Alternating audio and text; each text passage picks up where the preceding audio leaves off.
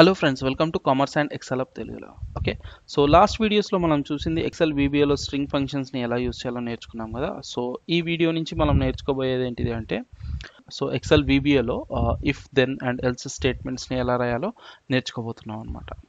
So code structure of code అని ఇక్కడ సింపుల్గా పెట్టాను. సో ఇఫ్లో ఇక్కడ కండిషన్ రాసి దాని తర్వాత మనం ఒకవేళ టెస్ట్ ట్రూ అని వస్తే ఈ కోడ్ని రన్ చేయాలి, లేకపోతే లేదు. సో ఇఫ్ ఎప్పుడైనా ఇఫ్తో స్టార్ట్ అయ్యి ఎండ్ ఇఫ్తో ఎండ్ అవుతుంది అనమాట. ఇది సింపుల్ ఇఫ్ కండిషన్ ఒక స్ట్రక్చర్.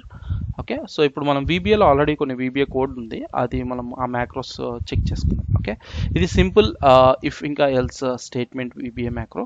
అండ్ ఇది వచ్చి ఇఫ్ ఇంకా ఎల్స్ ఇఫ్ని కూడా ఇక్కడ యూజ్ చేసాం.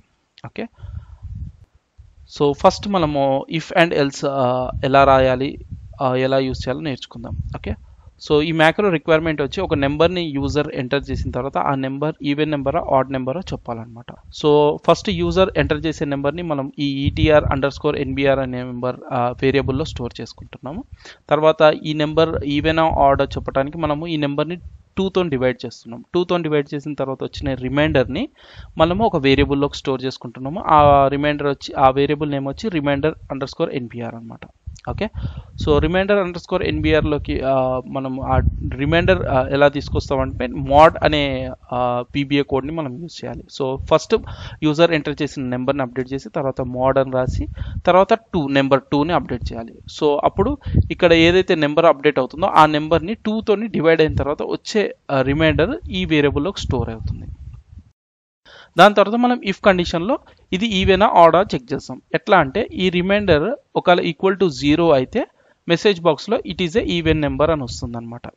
ఒకవేళ ఈ రిమైండర్ కనుక 0కి ఈక్వల్ కాకుండా వేరే ఏ నెంబర్ వచ్చినా కానీ ఆటోమేటిక్ ఎల్స్కి షిఫ్ట్ అయిపోతుంది. VBA కోడ్ ఎల్స్కి షిఫ్ట్ అయిపోయి it is a odd number అని వచ్చేస్తుంది. సో ఇది కనుక ట్రూ అయిందనుకో ఈ మెసేజ్ బాక్స్ డిస్ప్లే చేసి ఎల్స్ స్కిప్ అయిపోయి ఆటోమేటిక్ ఎండ్ ఇఫ్కి వెళ్ళిపోతుంది. సో ఈ పాయింట్ కూడా గుర్తుపెట్టుకోవాలన్నమాట మనం. ఓకే, సో ఇప్పుడు మనం VBA కోడ్ని రన్ చేద్దాం. F8. సో మనకి మెసేజ్ బాక్స్ వచ్చింది, ఇన్పుట్ బాక్స్ వచ్చింది. సేమ్ లైక్ మెసేజ్ బాక్స్ లాగానే డిస్ప్లే అవుతుంది ఇది కూడా. సో దీంట్లో ఇప్పుడు నేను ఈవెన్ నెంబర్ ఎంటర్ చేస్తున్నాను 24. తర్వాత ఓకే, అండ్ ఇప్పుడు రిమైండర్ క్యాలిక్యులేట్ అవుతుంది ఇక్కడ మనకి. సో ఇప్పుడు రిమైండర్లోకి వాల్యూ వచ్చింది 0 అండ్ ఇక్కడ క్రాస్ చెక్ చేస్తుంది 0కి ఈక్వలా కాదా, ఈక్వలే. సో అందుకే మనకి మెసేజ్ బాక్స్లో ఈవెన్ అని డిస్ప్లే అవుతుంది ఇప్పుడు. ఓకే, సో డైరెక్ట్ దాని తర్వాత ఎల్స్కి వెళ్ళదు VBA కోడ్, ఆటోమేటిక్ ఈ మెసేజ్ బాక్స్ తర్వాత ఎండ్ ఇఫ్కి వచ్చేసింది. చూసారా, ఎండ్ ఇఫ్. సో ఇప్పుడు మళ్ళీ రన్ చేద్దాం, మనం ఒక ఆడ్ నెంబర్ ఇద్దాం. సో 25 ఇస్తున్నాను ఆడ్ నెంబర్.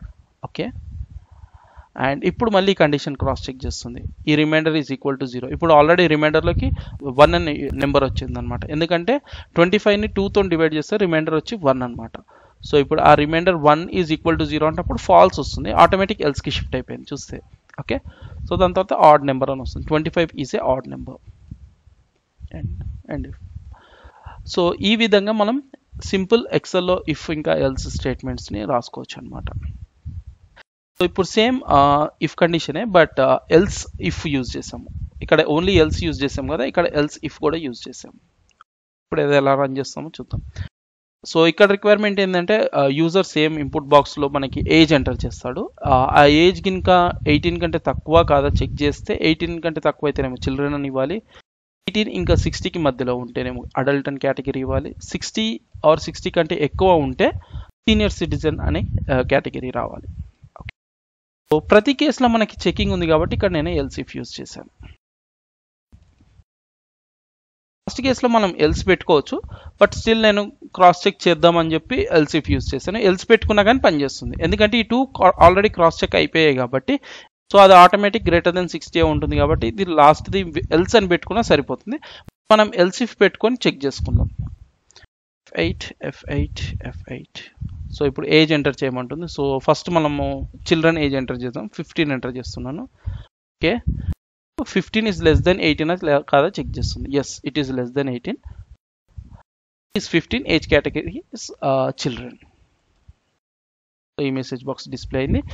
ఈ 2 కండిషన్స్ని స్కిప్ అయిపోతాయి, ఇంకా చెక్ చేయదు, ఆటోమేటిక్ ఎండ్ ఇఫ్కి వచ్చేస్తుంది. ఎండ్ సబ్ సేమ్ థింగ్ మళ్ళీ రన్ చేద్దాము. అండ్ ఈసారి నేను ఏజ్ని 30 ఎంటర్ చేస్తున్నాను, సో దట్ మనకు అడల్ట్ అనే మెసేజ్ వస్తుంది. ఇప్పుడు మళ్ళీ కండిషన్ చెక్ చేస్తుంది, ఇది ఫాల్స్ అయింది, మళ్ళీ కండిషన్ చెక్ చేస్తుంది, ఇది ట్రూ అయింది. అందుకే ఇప్పుడు ఈ మెసేజ్ పిక్ చేసుకొని డిస్ప్లే చేస్తుంది మనకి. Age is 30, age category adult. మళ్ళీ ఇది స్కిప్ అయిపోతుంది, ఇది ట్రూ అయిపోయింది కాబట్టి ఇది స్కిప్ అయిపోతుంది. ఇప్పుడు థర్డ్ వన్ కూడా. ఇప్పుడు సీనియర్ సిటిజన్ ఏజ్ ఎంటర్ చేద్దాం, like 95. Okay, so first condition check చేసింది ఫాల్స్. సెకండ్ 2 కండిషన్స్ ఉన్నాయి యాక్చువల్లీ ఇక్కడ మీరు అబ్జర్వ్ చేస్తే, అండ్తో 2 కండిషన్స్ ఉన్నాయి, అది కూడా false. And third condition which is true, greater than or equal to 60, great true, senior citizen. And if ends up. Two or more conditions ఉన్నాయి, మీకు 2-3 కండిషన్స్ ఉన్నాయి అన్నప్పుడు మీరు అండ్ యూస్ చేయాలి. ఓకే, అండ్ మల్టిపుల్ థింగ్స్ ఉన్నాయి అంటే ఒకసారి compulsory 2 check చేయాలన్నప్పుడు అండ్ యూస్ చేయాలి. ఆఫ్ దిస్ 2 అంటే రెండిట్లో నుంచి ఏదైనా ఒకటి సాటిస్ఫై అయినా చాలు అన్నప్పుడు కండిషన్స్, అప్పుడు మీరు ఆర్ యూస్ చేయాలన్నమాట. ఓకే, మనం వేరే వీడియోస్లో చూస్తాము అండ్ ఆర్ ఇలాంటి డిఫరెంట్ ఆపరేటర్స్ని ఎప్పుడెప్పుడు ఎలా యూస్ చేయాలా. వీడియోలో మాత్రం మనం కవర్ చేసింది simple if condition and simple else if conditions అనమాట. ఓకే, ఈ ఎక్సెల్ ఫైల్ నేను కింద డిస్క్రిప్షన్ లింక్లో మీకు లింక్ ఇస్తాను, మీరు డౌన్లోడ్ చేసుకొని VBA కోడ్ని కూడా రన్ చేసి క్రాస్ చెక్ చేసుకోవచ్చు. వీడియో కనుక మీకు నచ్చినట్టయితే లైక్ చేయండి, షేర్ చేయండి. Commerce and excel Telugu YouTube ఛానల్ని సబ్స్క్రైబ్ చేసుకుని పక్కనే ఉండే బెల్ ఐకాన్ని కంపల్సరీ క్లిక్ చేయండి. Okay, thank you.